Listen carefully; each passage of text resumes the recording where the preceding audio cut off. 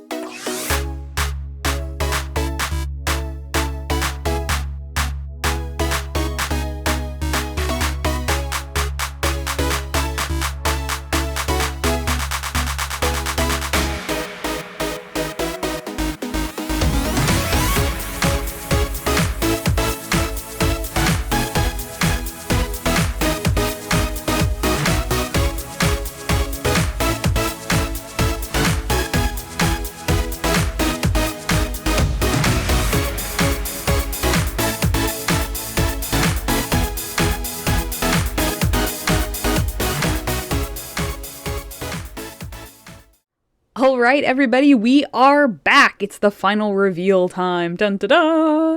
I think I left off this character not having a name. So here we go. She has a name now. Hooray. It only took me like way too long. I also realize it's now the middle of May by the time I'm doing this.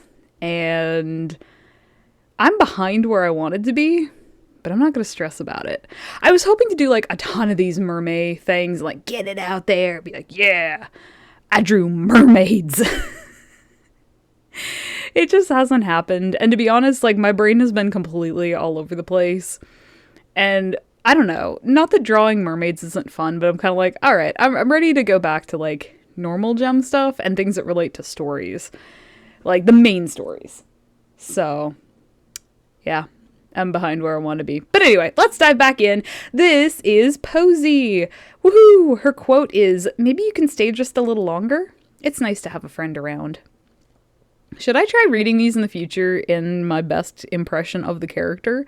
They're all going to sound the same because I'm me, but I don't have professional voice acting experience. I have theater experience, so I know how to be loud. But throwing my voice around and making myself sound like other people, I'm probably not very good at that. Let's be honest. That's okay. Should I try that in the future? I'm trying to decide. I don't know. I don't want to be cringe. But then again, maybe I shouldn't care. Anyway, I'm super distracted tonight. Let's dive in. The description says Posie's life hasn't always been an easy one, but she still manages to keep a smile on her face and her head held high. While dodging the dangers of the ocean depths, she is determined to eventually find her way back home. Ooh, spoilers for the story stuff later. All right, her about. Full name, Posie, and she can't remember her last name. Species, mergem, in parentheses, killer whale. I don't know. I may rework this later. I don't know. I was not feeling creative to be like, it's a subspecies. You know, like the hybrids in the stories, there's like the species names and stuff. Species is Servali, which I didn't put a little note here on the side. I might go back and add that later. Basically, it's a serval hybrid. Yeah, that. Yeah, I didn't do that here. I was lazy. Gem type Spinkpinel. Spinkpinel! Oh, good. I have bloopers for the outro. Okay. Gem type Pink Spinel. Water preference is cool freshwater depths. Lucky Moon, I'm going to be honest with you. I started doing this with the gems. It started with Lilia, and I think I have it in for like all the mermaids that they have like a Lucky Moon. And for the life of me, I cannot remember what the actual hell that meant. So anywho, for this one, because I couldn't remember in any of my notes if I'd written down what the frick a lucky moon is to a mermaid, I just wrote, doesn't believe in lucky moons. Problem solved. Let's move on. Birthday is September 6th. Age, I just realized I typoed this. I need to fix that. I'll fix it in post. It's supposed to be 31,128 moons old. And then you can calculate that by dividing it by 12. Because, at least in Oceania, there are 12 moons to a year. And so you divide how many moons and you get the years. So, I'm not mathing tonight, but you could, if you're curious, you can get that. And then that'll be the gem equivalent age, which then you can calculate into human years. Have I made this confusing enough yet? Height, 12 foot 7 inches tip to tail. Because I don't know how else to measure mermaids. Gender, female, pronoun, she, her, sexuality, straight, powers, aerokinesis. Which I'm blanking on for the life of me. Is that air? I think that's air. I'm going to be honest with you. I wrote this 2 weeks ago. I wrote this a really long time ago and I forgot most of this. This is fun. I'm rediscovering things. Occupation, she's a forager. Motivation, finding her family. Likes, kelp linguine with clams. Napping, and being in small groups of other mermaids. But she dislikes lobsters, and I specified the live version. She's fine eating them. She doesn't like the live ones. My little headcanon here that I didn't write down, maybe I should have, is that she's been pinched by a few times, and they're now like her mortal enemies. She dislikes singing whale songs, crowds, and the feeling of coral. Traits, she's shy. Jeez, I can English tonight. Traits, she's shy, self-conscious, kind, and helpful. Her family by birth is unknown. Her friends are taffy. Her enemies are the reapers. Strengths, knows great places to forage, is great at finding solutions to problems, and is mostly calm in situations. Weaknesses, tends to get anxious in large crowds or groups, doesn't advocate for her own needs, and hides when startled. Can I get a what a mood in the chat, please? I know, not everybody is this way. A lot of people do fine in crowds, and it felt funny, because I honestly, this is kind of me. Let's see. Her secret wish, I think isn't it Darkest Secret? Hold on, we're gonna go check out Flint for a second. We're character swapping. We're character swapping.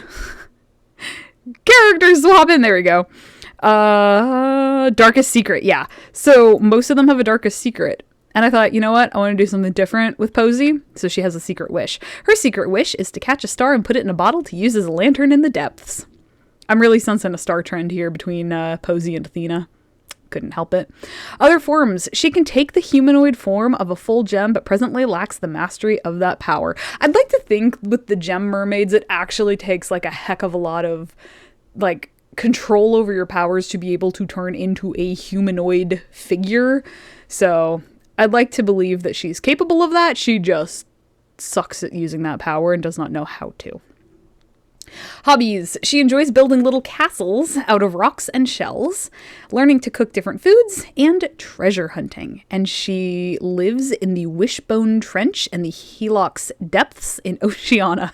There were so many word sounds. I'm so tired. Oh my gosh. She lives in the Wishbone Trench and the Helix Depths of Oceania. Does that sound better? Maybe I'll be a dork and leave both in. Ooh. All right, so her stats. Power manipulation, 45 out of 100, so less than half. She's pretty weak at that. Swimming agility, 30 out of 100. I was trying to think of like whales. Whales are graceful, but I don't know, she kind of just seems clunky in a good way, so I don't feel like she'd be super agile. But her swimming speed, that's an 87 out of 100. Girl's got some swimming speed. Her ascent and descent tolerance is a 24 out of 100. I think that actually I'm not going to pull her up, but I think that actually ranks higher than most of the mermaids I have. I think. I'm questioning it now, but I want to say Lilia's like really low. I think she's my one and only published mermaid right now, and the rest are like in my drafts, but number wise. And then you have the scotopic. Is that how you pronounce that? Basically night vision, like underwater seeing in the depths. She's a 76 out of 100 because she lives in the depths. So her eyes are adjusted to that darkness, and she does best, when it's dark. Endurance is a 71 out of 100. Intelligence, she's a split, 50 out of 100. Not really much to add there. I mean, you'll see kind of her upbringing, and that might make some sense. She's not stupid, but she also isn't a scholar. How about that? And then her creativity, 53 out of 100. I didn't want to go too low on this because she does enjoy building little castles out of rocks and shells, and I feel like you got to be creative for that.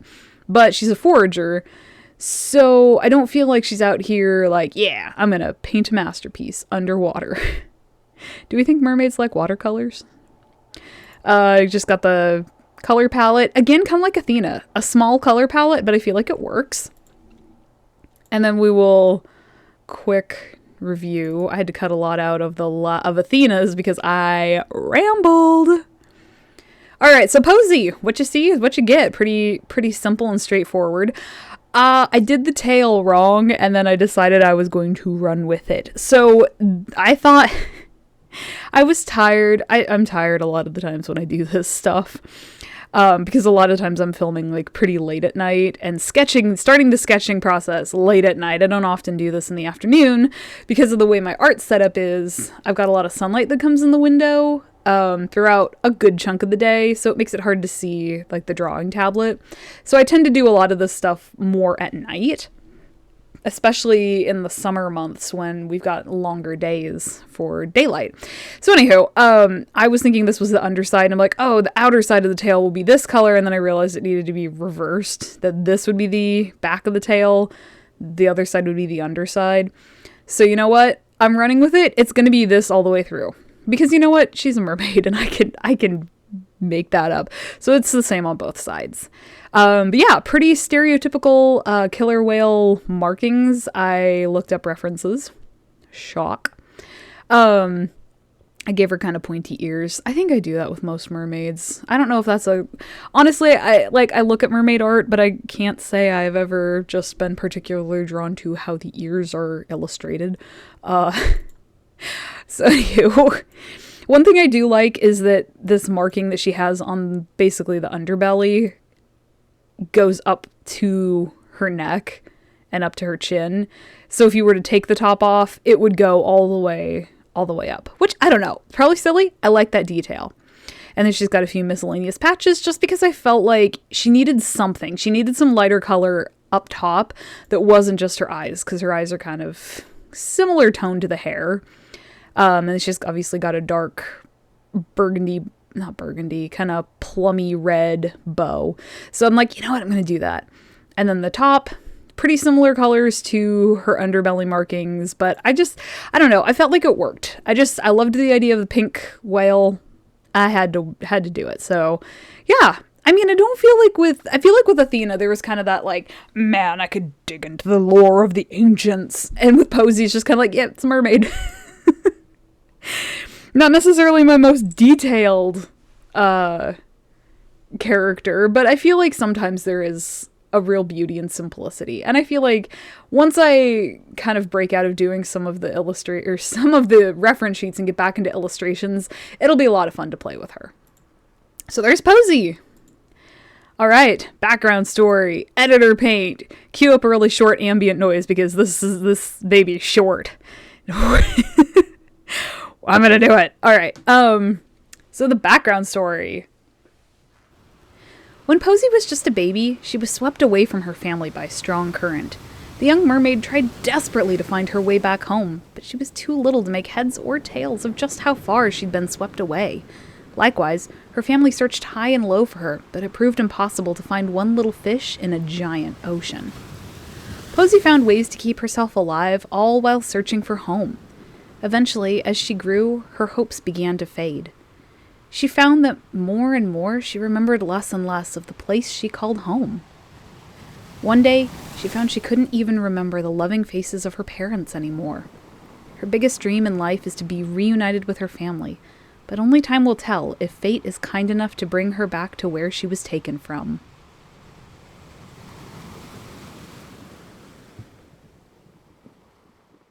I feel like I need to end that with "and scene." Like, I didn't mean to go so melancholy here, but it kind of just wrote itself. Like, I sat down and I was trying to think. I'm like, all right, so we've got this mermaid. And I kind of liked that I drew her startled, and that kind of fit into her being shy. But I'm like, why? Why is she shy? And I thought, well, what are some dangers, like being in the ocean? And I was thinking about undercurrents and tides and stuff like that. And I thought, like, undertow. I remember many times going to the beach and my parents warning, like, hey, you know, you can kind of be at the edge of the ocean, but don't go deep into the water. We don't know what, like, undertow and currents and stuff are. And that really struck a chord with me. And I thought, what if Posie was swept away as a baby? What if there's even this legend, and I haven't crafted it for the story yet, but what if there's this legend of, like, the swept away mermaid, and Posie doesn't realize it's her, and stuff like that. So I kind of went a little bit more on the somber, sad side with that. Like, she just wants to get home. But I particularly love this line.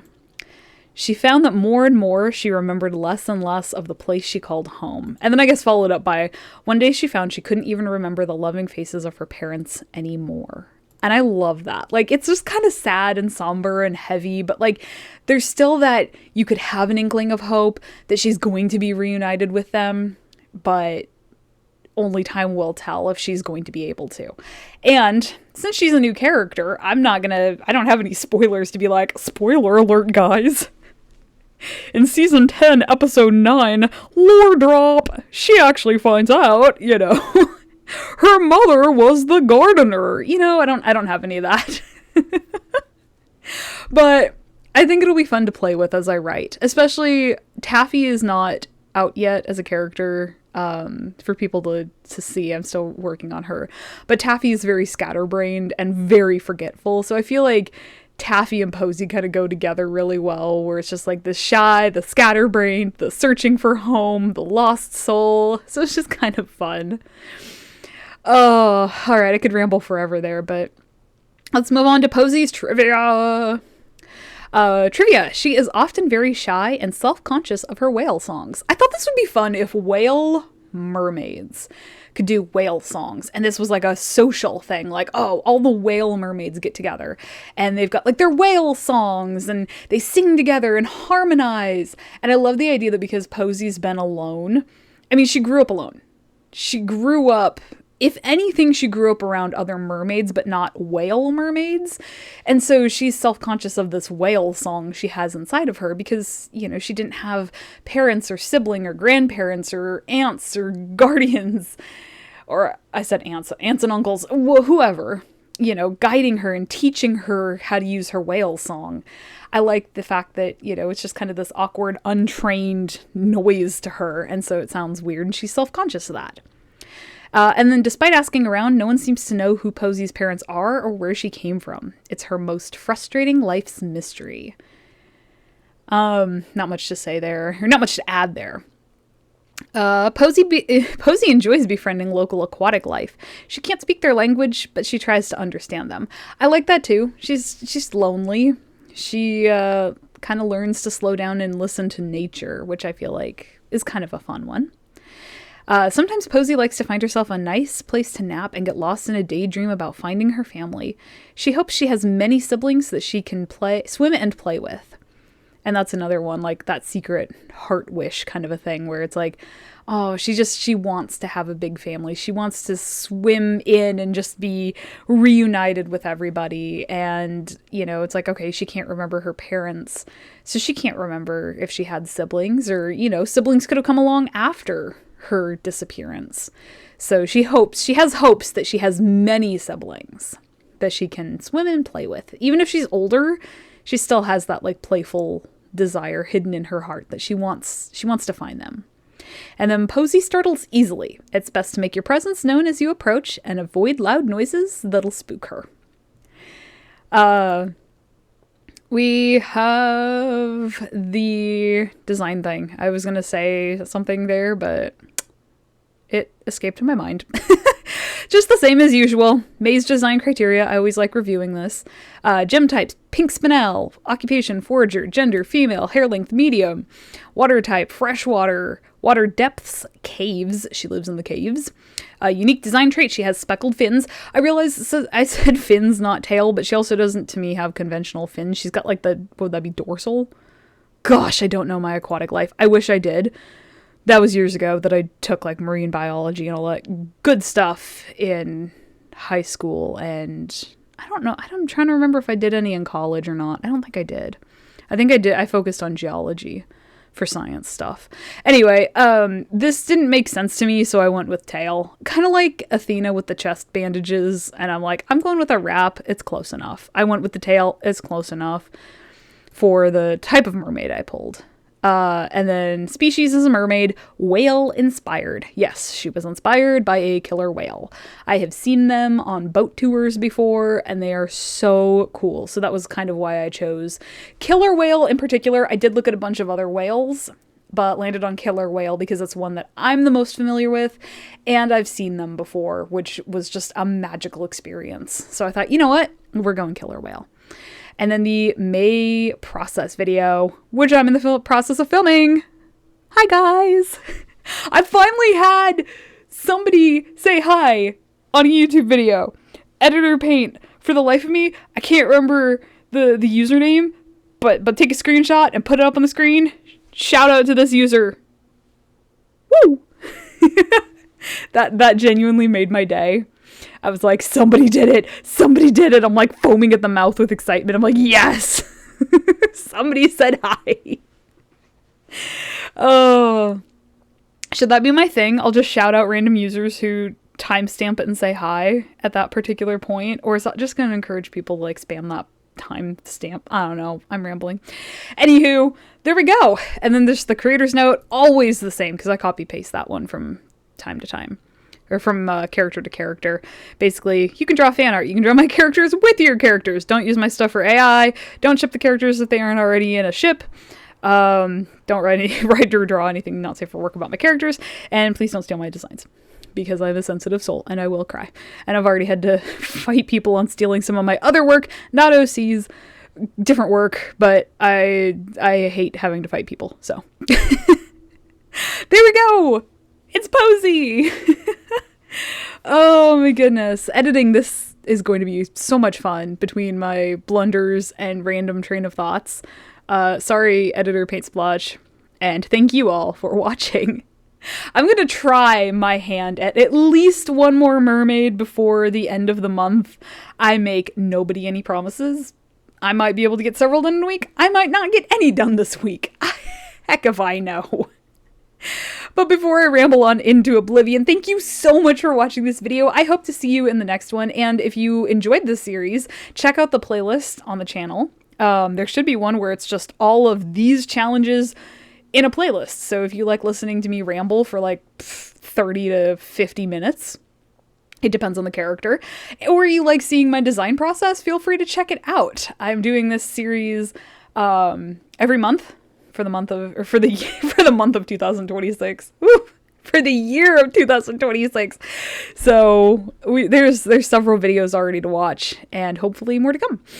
So I guess with that said, I will see you all in the next video. Stay cool and stay frosty.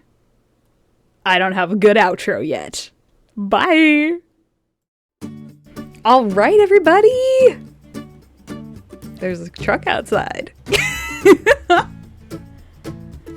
I really hope the microphone picks that up.